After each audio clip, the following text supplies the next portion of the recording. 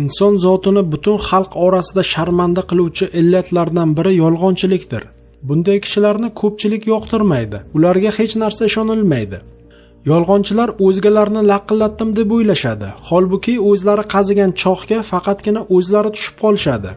Qashqadaryo viloyati Ichki ishlar boshqarmasi matbuot xizmati taqdim etgan ma'lumotlardagi hodisalar negizida ham ana shu illat yotibdi.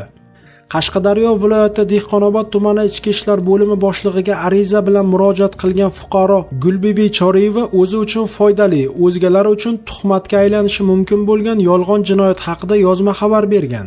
U o'zining dastlabki arizasida 2018-yil 20-yanvar kuni yashash uyining mehmonxonasida bo'lgan sandiqning ichida saqlanayotgan 20 million so'm pullari hamda bir dona tilla uzugi va bir juft sirg'asini noma'lum shaxslar o'g'irlab ketganligi, ularga nisbatan qonuniy chora ko'rishlikni so'ragan.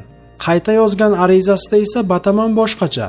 Har nima bo'lgan taqdirda ham fuqaroning murojaati ichki ishlar xodimlari tomonidan e'tiborsiz qoldirilmadi.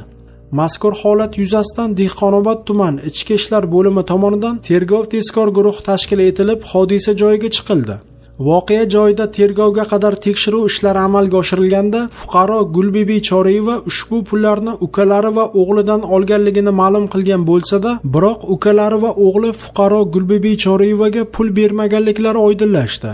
Yashash uy mehmonxonasining eshigiga osilgan qulfning buzilmaganligi va ko'rsatmalari o'z tasdig'ini topmaganligi sababli uning har bir vaji bo'yicha zudlik bilan tergovga qadar tekshiruv harakatlari olib borilganda, fuqaro Gulbibi Choriyeva shu kuni mehmonxonasidagi sandig'ining ichida bo'lgan 1,191,000 so'm pullarini qizining uyidagi un qutisining ichiga yashirib qo'yganligini tan oldi.